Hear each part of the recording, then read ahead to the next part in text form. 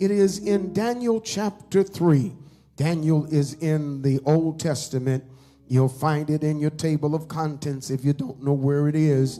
Daniel chapter 3, if you will. I have decided to follow Jesus. I have decided to follow Jesus. I have decided to follow Jesus. No turning back. No turning back. The cross before me, the world behind me. The cross before me, the world behind me. The cross before me, the world behind me. No turning back, no turning back. I learned this in Sunday school. I have decided to follow Jesus. I have decided to follow Jesus. I have decided. Anybody make the decision to follow Jesus? No turning back. No turning back. Daniel chapter 3, verses 17 and 18. If it be so, our God whom we serve, he is able to deliver us from the burning fiery furnace, and he will deliver us out of your hand. Look at somebody and tell them, neighbor, he will deliver us. But if not, be it known unto thee, O king, we will not serve your gods. We will not worship your golden image. We will not worship anything that you have set up. Say it to someone else. He will deliver us.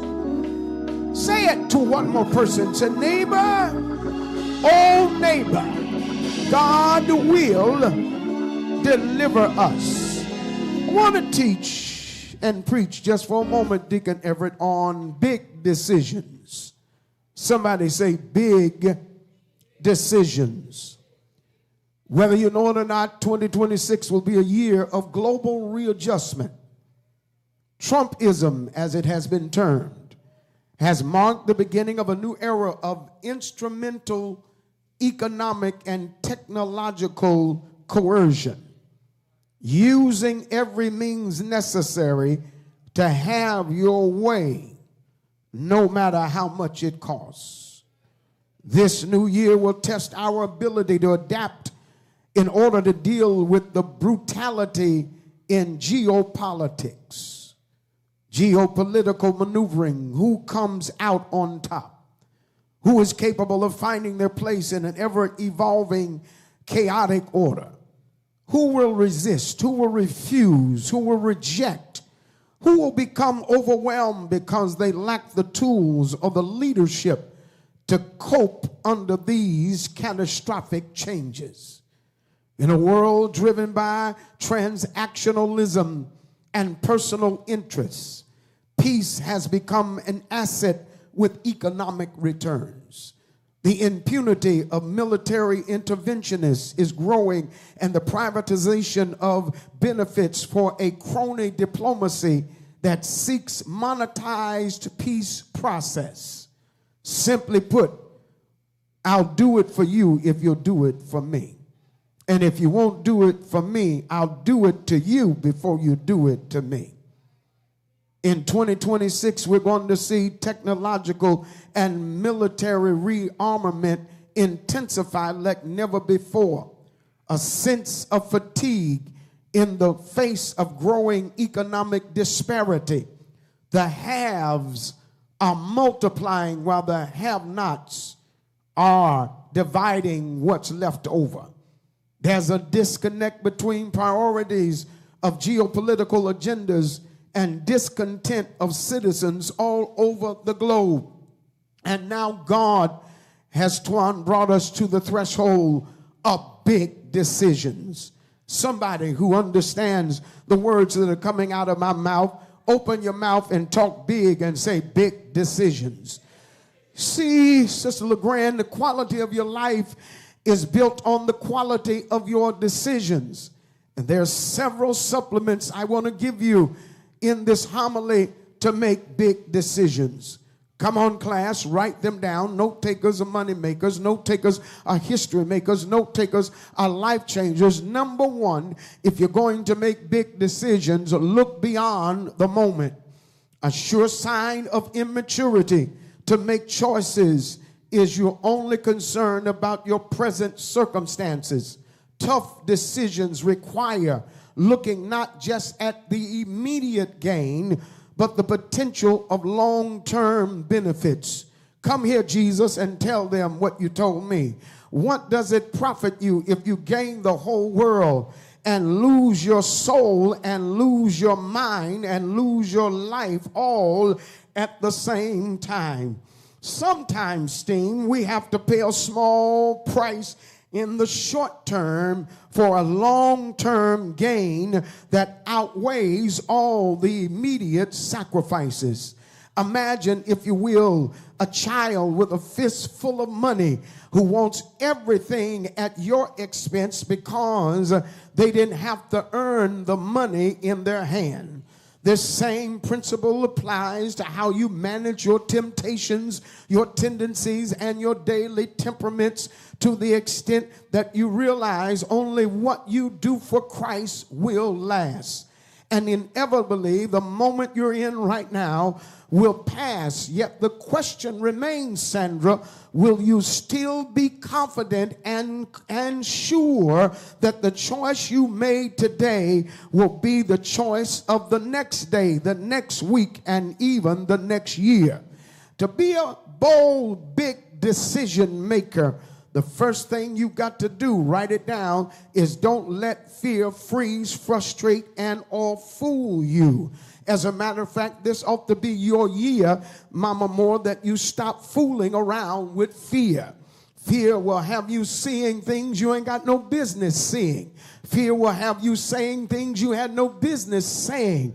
Fear, Lisa, will have you doing things you ain't got no business doing, because he did not give us the spirit of fear. Teach here, Bishop Grant. Number two, you've got to learn how to evaluate your head choice versus a hard choice. You do know there has been seasons in your life when your eyes were bigger than your stomach. You do know there's been situations, circumstances, and conditions where your mouth wrote a check that your behind can't cash. Dalton Magenti says there's no wrong time to make a right decision. A head choice is a decision that sometimes makes sense on paper, while a heart choice, H-E-A-R-T, a heart choice, is one that speaks to your soul and meets the needs of a longing that elevates your passion and your purpose and your emotion to the degree that you learn how to wait on the Lord and be of good courage. There are about 20 of you in this room. By March, the middle of March, you're going to have to break out and run around this church, because the very thing you waited for and the enemy said it wasn't going to happen, if you wait on the Lord, he will deliver. I wonder if I've got half of those people in here that you can see something turning in your favor. You can see something coming your way. You can sense it in your spirit, and you don't have to wait until the battle is over. You can give God a praise for it right now. Not only do you need to know, Minister K, how to make the difference between a head choice and your heart choice, you have to decide in 2026, big decision. You're going to have to decide to build yourself. Lay hands on yourself and say, I'm under construction.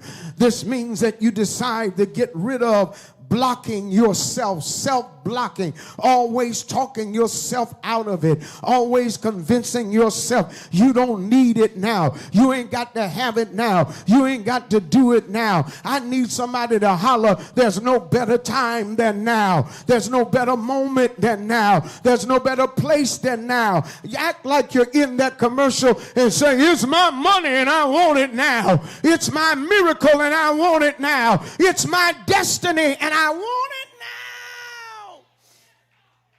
As you're building yourself, decide to uproot your bitter self.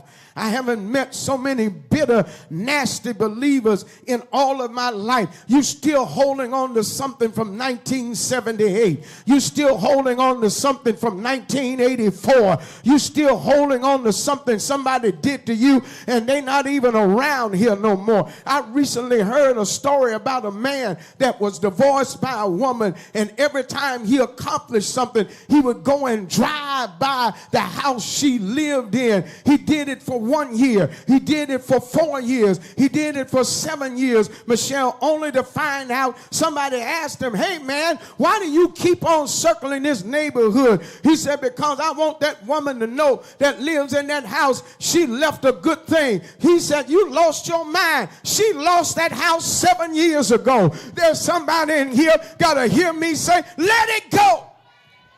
I ain't got no help in here yet. I thought I had a praying church. Look up and down your row and say, let it go. Let go, uproot your bitter self. You're better than they treated you. Decide to beautify yourself. Decide to do and be what's best for yourself. Decide to be better than you've ever been. Just prophesy to somebody, decree and declare to somebody, I'm going to be better than I've ever been. I'm going to be better than they said I was. I'm going to be better than I used to be. I'm going to be better than I ever looked. I'm going to be better than I ever felt. I'm going to be better than what report was. I'm going to be better than the forecast. I'm going to be better than the rumor. I'm going to be better than the gossip. I'm going to be better. Holla in here. I'm going to be better. Big decisions. You got to consider your track record if you're going to make big decisions. Have you considered your track record? Listen, lean in for a minute. You have survived everything in your life in spite of the disappointment. What most people don't know, you don't look like the hell you've been through. You don't act like the trauma that's in your body. And you don't look like what people have called you. But you have survived in spite of the disappointment. And because you didn't allow the disappointment, you didn't lose your appointment. Every now and then, child of God, you got to be for real about what you feel. Thank you, Aretha Franklin. You got to be real about what you feel. And don't let what you feel choose what's real for you. Because your feelings are deceptive. Wilfred Peterson told me to tell you, you're only one decision from a totally different life. Number 4, in making big decisions, pay attention to your field of focus. Listen to your faith feedback. Every now and then, challenge your faith to talk back to you. And you may hear your faith tell you something like this, Twan, we could have had more than this. Every now and then, you'll hear your faith talk back to you. They didn't believe you had that in you. Every now and then you'll hear your faith talk back to you. What the enemy meant for your evil, God meant it for your good. You see, the reason why you can't clap on that is because you're so tied to Facebook, Instagram, and TikTok and believe all those people really want you to succeed when the truth of the matter is they're so busy watching you that you don't realize the reason why they're talking about you is because they ain't got nobody else to look at like you. And if you would look at you like your enemies look at you, you would see a brand new you. You would see a better you. You would see a stronger you. You would see a greater you. As a matter of fact, can I ask you to act like it's your birthday and give God praise for you? I said, can I ask you to give God praise for you? Pay attention to your field of faith. Last but not least, respect the effect and the effect of the influencers in your life. Izzy Odisi says, always make decisions that prioritize your inner peace. Every now and then, and more, Helen, then than now, you're going to have a personal constitution that you're not going to allow anybody or anything cause you to validate your best you. And it starts with this. I don't mean no harm, Deborah. I ain't trying to be offensive to nobody, but if you don't like it, stay where you are. I promise you on everything I know, you run up here to squirt something on me, you ain't going to make it back the way you came. I don't know how that man got that close. But I promise you, if you darken this way, I just might drop you where you stand.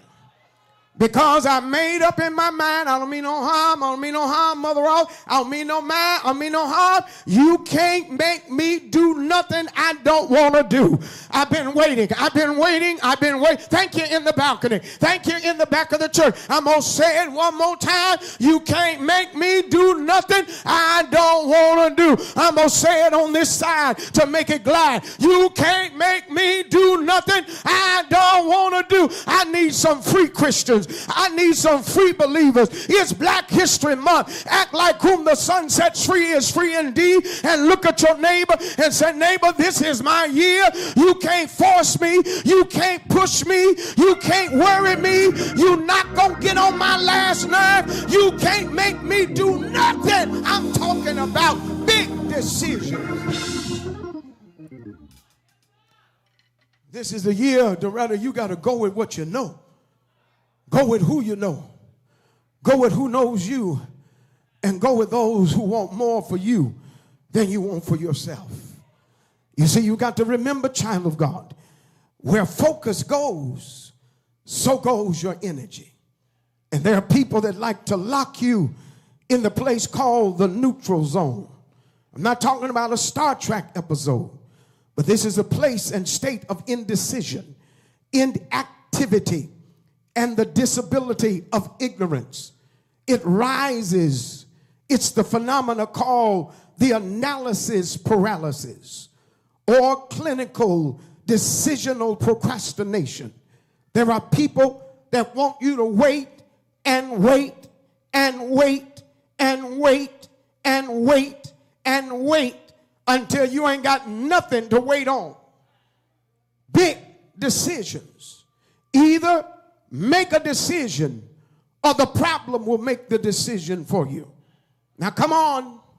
This is where the lesson shifts to therapy. We got to have a little open talk, a little open session. And it starts with this question, why? Because to make big decisions, you've got to acknowledge the bad decisions. Why and what were you thinking when you did what you did last year? We're just talking. You talk about keep it real. We're going to keep it real. Why were you with them last year and they ain't even with you this year? See how quiet she is? Why every time this happens, you act the same way, which means that you have a calculated behavior. Which means there are people in your space, in your circle, in your clique, your club, and your clan that know what button to push to get one response out of you. But what if this was the year that you took the power of the button out of their hand and told them, you can't make, I thought I had somebody in here, Brian, you can't make me do what I don't want to do. Would you speak that to somebody and practice on them? Tell them, neighbor, if you my family, if you my children, if you my friend, if you my boo, I want to let you know 2026 is my year to be free, and you can't make me do what I don't want to do. I need somebody in here that's ready to be free, that's ready to be liberated, that's ready to be emancipated. Give God a quick praise, for where the Spirit of the Lord is, there is liberty. I see the problem. I see the problem, Crystal. I see the problem. with a sermon like this. I see the problem, Twan. You got to get out of your head. You got to get out of your feelings. You got to get out of your way and step into your faith in your future, because God's got a better way with your name on it. So then, big decisions require facing the fear of the unknown. Shadrach, Meshach, and Abednego said, Bishop, tell them, Steen, one of the greatest challenges we have in making big decisions is we had no idea how this was going to turn out. Oh, I know, Taryn. I know, Brian. I hear you, Lisa. It's not fair because you can jump to the end of the story and see how it's going to end. But somebody in 2026 owes God a praise for 2025. Because you went through some things. Oh, you clapping now, Terry. You went through some things in the past 12 months or so that you had no idea and no clue that God was going to turn it out for you. And here you are in a brand new year. You ought to help me when you look back over your life and see what God has done for you. Can you take 20 more seconds and give God praise? But while you praising him, I need you to holler, I didn't know it was going to turn out like this. Look at somebody and tell them, I just didn't know that it was going to work out like this. I didn't know I was going to feel like this. I didn't know I was going to look like this. I didn't know I was going to act like this. But I came to free somebody up. When praises go up, blessings will come. So the pretext and context of this, Cheryl, in Daniel 3, Shadrach, Meshach, and Abednego are facing the fire and a crazy worship me egomaniac king. You know and love the story like I do, but you've got to know, Mother Ross, the backstory. Shadrach, Meshach, and Abednego were not their real names. These were their Babylonian names. This is Black History Month. These were their slave names. And the slave names were given to replace the Hebrew names, so that as they grew and matriculated in slavery, they would be groomed and cultured and marginalized and minimized into a behavior that would welcome the personality of a slave. But if you're a free black believer, look at the person on the right or the left and tell them, I'm free indeed. You see, these were Hebrew brothers with a Hebrew mindset. And the Hebrew mindset was the name that you were given was attached to your character, your mission, and your destiny. Somebody say character. Someone say mission. Somebody else say destiny. These young Hebrew bros were taken into captivity, but they did not subject themselves to the captivity. I'm going to say it again. It's going to make sense why I want to talk to you, Stacy. They were taken into captivity, but they were not subjective to the captivity. Some of you were raised under this reality. It's not what they call you, it's what you answer to. And when you understand the growing and the going through that leads to your growing up, you will appreciate the fact that in spite of your conditions, you are still free because of Jesus. You see, there are a group of us in here, Mama Moore. There are a group of us in here, Mother Flournoy. There are a group of us in here, beloved, who had to grow up in an age where black people had to improvise, innovate, and invent our own world, because there were people that did not want us to have anything.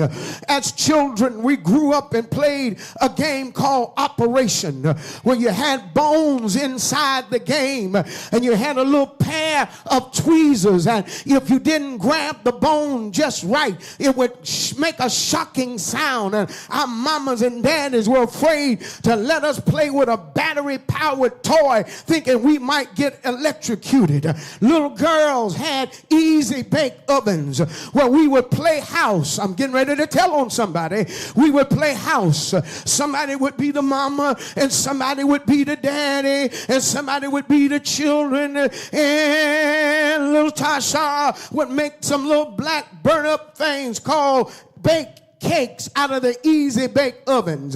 And if we didn't do that, they would send us outside. I don't know about this generation. Y'all afraid to go to the sidewalk, afraid to go down the street, afraid to go around the corner. And if you can't put it in Google, you'll get left, you'll get lost just leaving your bedroom. But we came up in a generation where we were commanded to go outside. We were made to go outside. We were told to go outside. And we couldn't come back in until they told us to come back in. And then they got so tough with it, the way they would torment and torture us and terrorize us and say stuff to us like, I don't think I'm gonna let you go outside. I can't go outside. No, you can't go outside. And when we went outside, we played jump rope. When we went outside, we had roller skates. I'm not talking about these skates where you got a helmet and you got knee pads and you got elbow pads. They sent us out there with no padding whatsoever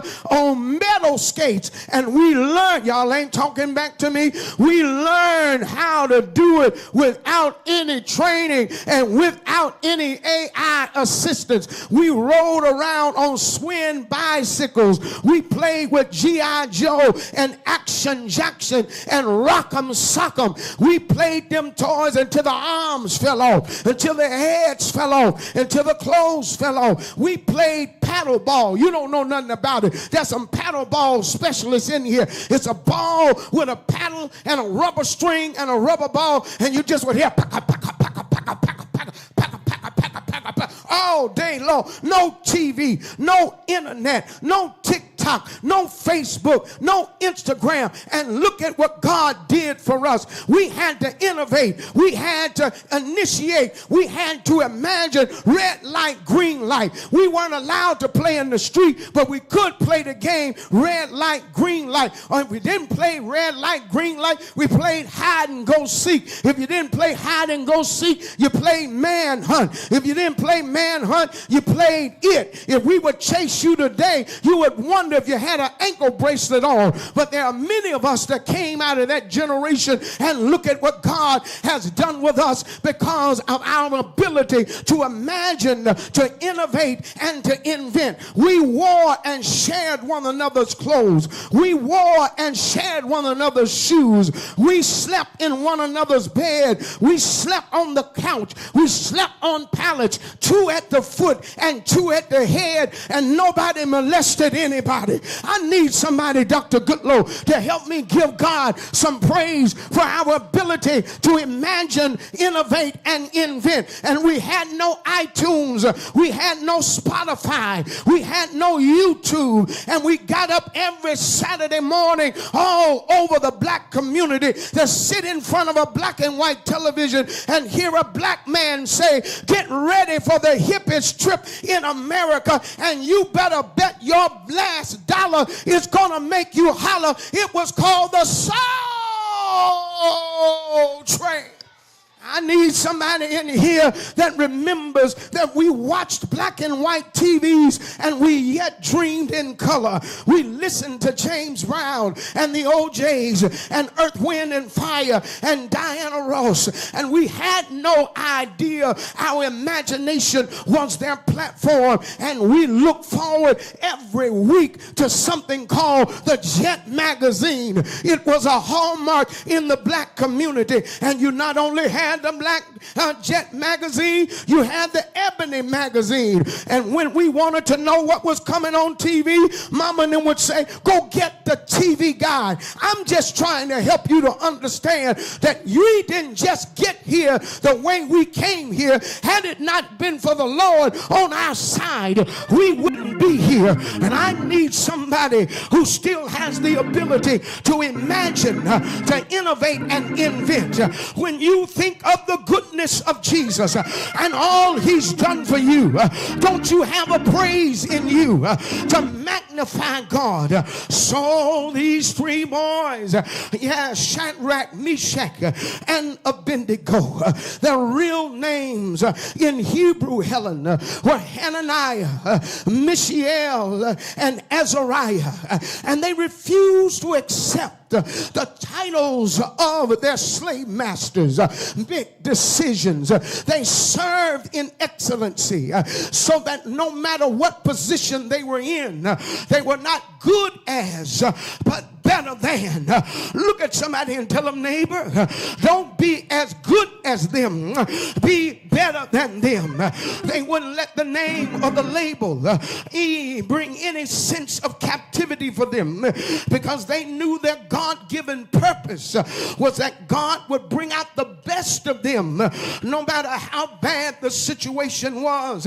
And the Bible says that all three of them, Shadrach, Meshach, and Abednego, are on their way to being executed in a fiery furnace.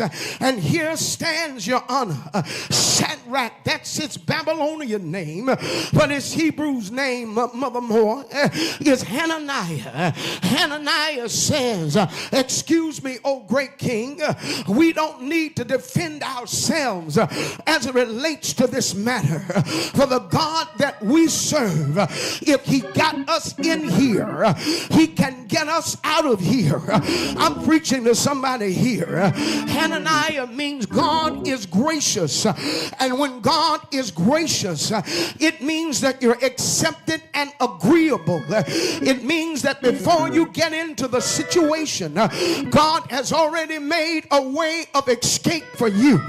That's why you ought to look at the rest of this month and the rest of this year with a particular eye on towards your future, and tell your future, come hell or high water, I made a big decision. I'm gonna make it anyhow. I'll use your outside voice in a hurry and say, oh neighbor, oh neighbor, oh neighbor, I'm gonna make it anyhow because I'm accepted and agreeable. Come here, Meshach. That's his slave name, but his Hebrew name is Mishael, which means one who belongs to God. Wrap your arms around yourself and decree in this holy place, I belong to God. When you make that declaration, Cheryl Oliver, you are making a declaration that you're approved for the appointment. I'm already ahead of you. I'm talking to somebody's May. I'm talking to somebody's June. I'm talking to somebody's August. That before you get the letter, and before you get the email, and before you get the text message, you're approved for the appointment. Look to the right and look to the left and say, one of y'all are already approved. And if you're one of those people, you ought to haul off and praise God. You ought to clap your hands. You ought to open your mouth and say, Lord, thank you for the appointment. You're going to another level. You're going to another dimension. You're going into another realm. Meshach, Shadrach, and Abednego. And Abednego stands up and he has an incredible speech. He said, I want to remind you that we have a God that's not only right now, but he's the God of what shall be.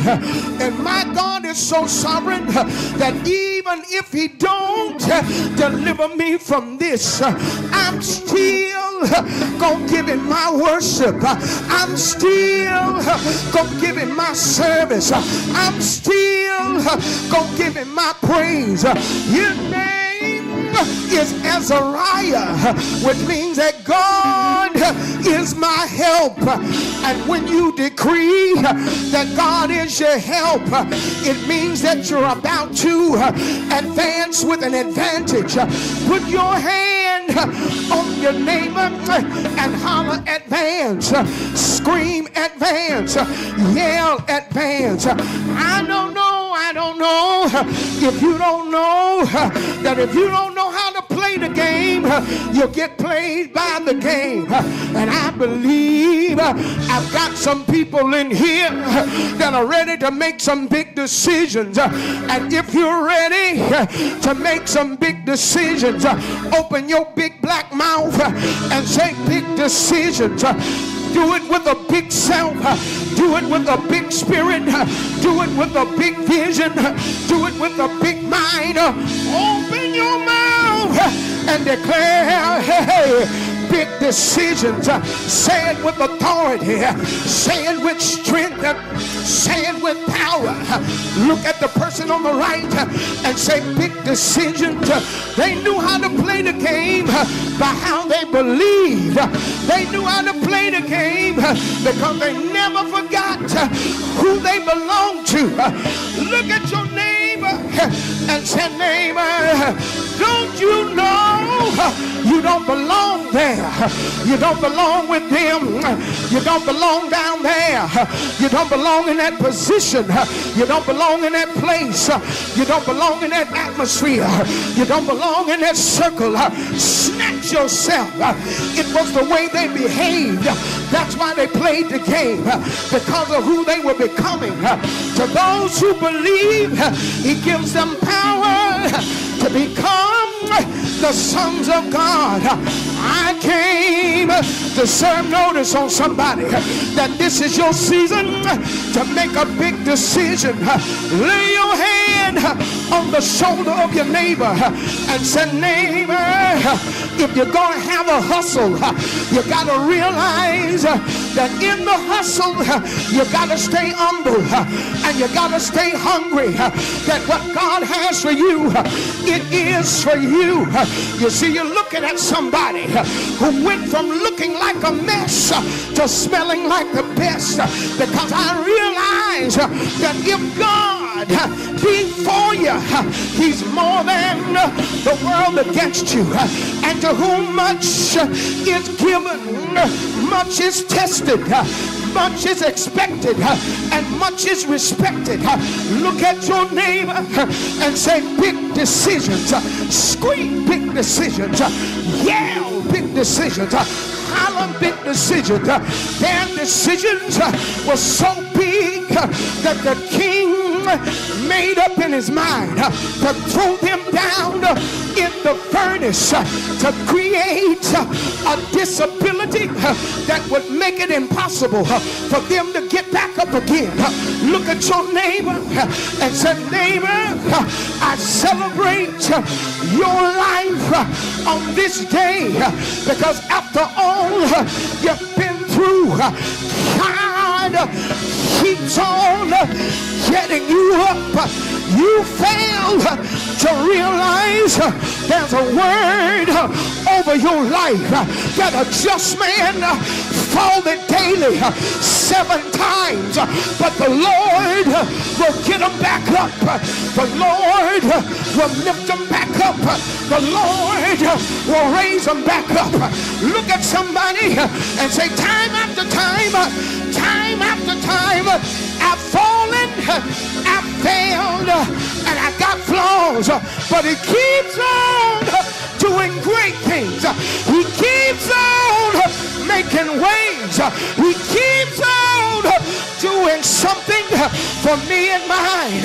And I dare you to jump to your feet and turn around one time and holler, keep on, because you will not call me a victim.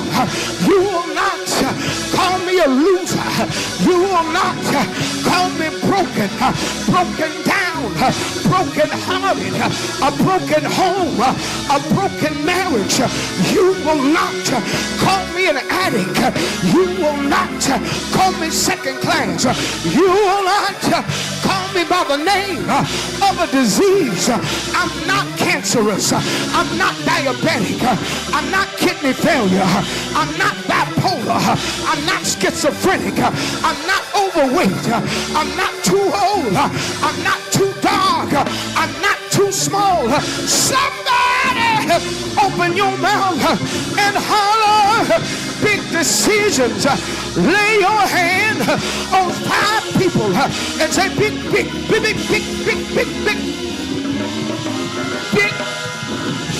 decisions. Big decisions. Micah 7 says these words. You will not rejoice over me when I fall, because I will rise, shout rise, scream rise, yell rise, slip your arm around your neighbor and say, neighbor, the reason why I'm ready to make big decisions is I know he's able, ain't he able? I know he can. Can't he do it? Can't nobody do you like Jesus. Can't nobody do you like the Lord. Lay your hand over your heart and say, I know he's a healer. I know he's a redeemer. I know he's a deliverer. I know he's shelter. I know. Oh, no. He's my friend. He's my advocate. He's my restorer, the everlasting Father, the mediator of mess, the stronghold for strength. Put your hand over your heart again and say, I know I belong to God. I know he knows my name. I know he knows my situation. And somehow, some way, the Lord will deliver me. Speak it louder. Speak it louder. Amplify your voice in here. Child of God, lay hands over your heart again and say, oh no, I gotta make some big decisions. Good morning, Greater, and may the Lord bless you real well. Scream big decisions. Shout big decisions. Holler big decisions. Turn around and show yourself to one of your neighbors and say, neighbor, you're looking at a big decision maker. You're looking at a big risk taker. You're looking at a big step taker. You're looking at one of God's miracles. Excuse me, I've got to go. Excuse me, I've got to leave. Excuse me, I've got to get out of here. Take your neighbor by the hand. Take your neighbor by the hand. Take your neighbor by the hand. Take your neighbor by the hand. Shake that hand and say, neighbor, I know God took me just as I am, without one plea, but the blood was shed for me. Oh, that thou would bidest me, Lamb of God, I come. Maybe that don't work because you're not Methodist, but this is for my Baptist folk. On a hill far away stood an old rugged cross, an emblem of suffering and shame. I love that old cross, where the dearest and the best of the world's lost sinners was slain. So I'll cherish that old rugged cross. I'll exchange it someday for a crown. For my Pentecostal folk living, he loved me, away. Bearing, he carried my sins far away. Rising, he justified and freed me. Somebody holler free. Somebody scream free. God, scream it. Come on and yell it. Come on and shout it. But I got to go. It's Communion Sunday.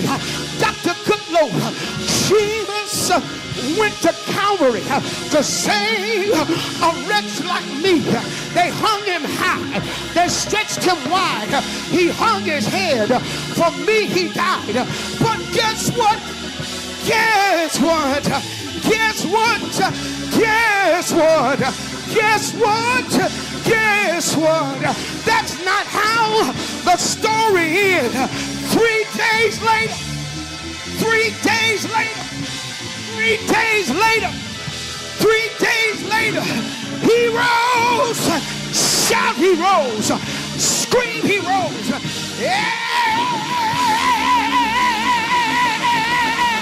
Ain't he all right?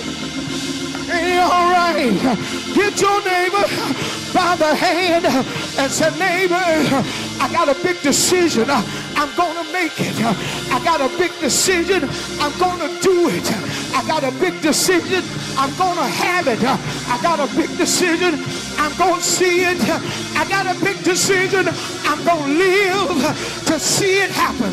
Tell 7 people, I'm going to live to see it happen. Don't count me out. Don't write the obituary. Don't order the casket. Don't call the undertaker. I'm going to live. I'm going to live. I'm going to live. Big decision. Outlive the cancer.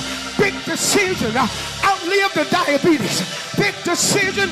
Pay off the house. Big decision. Send your child to school. Big decision. Set a wedding date. Big decision. Order the furniture. Big decision. Go on the vacation. High five 4 people. Say big, big, big, big, big, big, big, big, big, big. Take some territory for 20 seconds. When I count to 3, step out of your seat like you're going into a new zone and holler big decisions. 1, 2, 3. Get out of that seat. Get out of that seat and take 7 steps and scream big, big, big.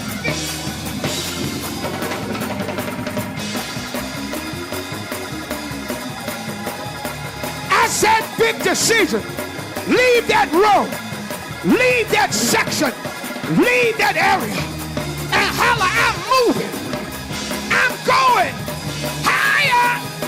Higher. I'm moving. I'm going higher. Higher. I'm moving. I'm going higher. Higher. I'm moving. I'm going higher. Higher. I'm moving. I'm going higher. Higher. I'm moving. I'm going higher. Higher. I'm moving. I'm going higher. Higher. I'm moving. I'm going higher. Higher. Hey, I'm moving. I'm going higher. Higher. I'm moving. I'm going higher. Higher. Say, I'm moving. I'm going higher. Higher. Say it again. I'm moving. I'm going higher. Higher. Say higher. Higher. Higher. Higher. Higher, Lord. Higher. Higher. Higher. Higher, Lord. Higher. Higher. Higher. Higher, Lord. Higher. Higher. Higher. Higher, Lord. Higher. Higher. Higher. Higher. Higher, Lord. Higher. If you're going to the next level, when I count to 3, I want you to leap for it. 1, 2, 3, leap.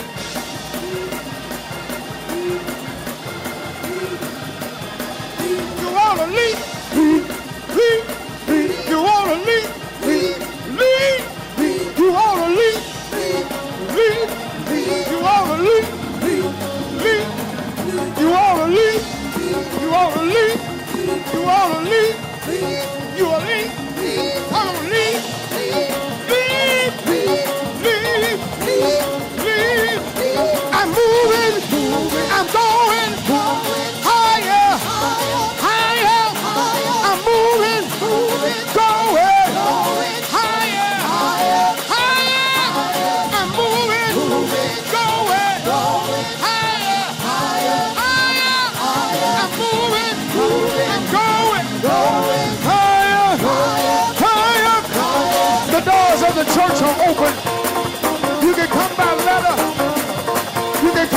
Christian experience.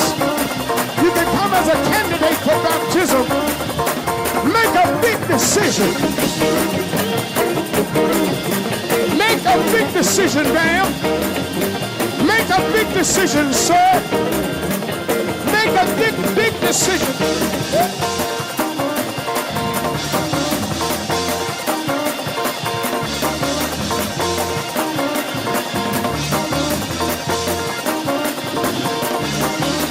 You can come by letter. Christian experience. Candidate for baptism. You want to be under watch prayer. We'll pray for you. We'll cover you and yours in prayer. Let one of these elders or ministers know. I'm moving. Moving. Oh. Moving. Higher. Moving. Higher. I'm moving. Moving. Moving. Oh. I'm moving. Moving. Higher.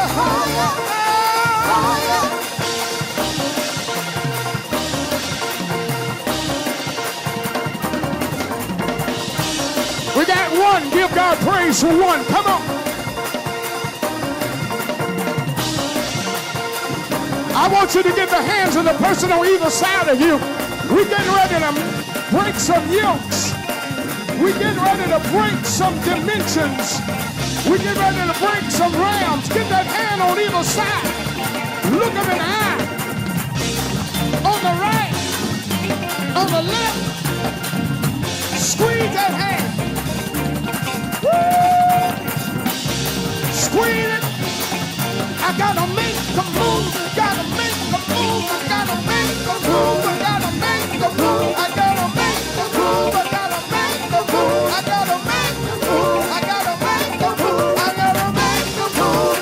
Make the move. Make the move. Make the move. Make the move. Come on, some things are being stirred up. Some things are being released. Some things are being broken. Some arrangements are being made. I gotta make the move. Make the move. I gotta make the move. I gotta make the move. Make the move. I gotta make the move. I gotta make the move. I gotta make the move. I must. I have to. I need to. I want to. Yeah.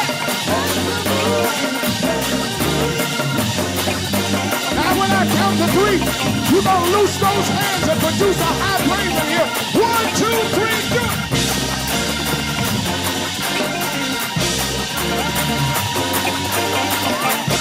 Open your mouth and give God a scream.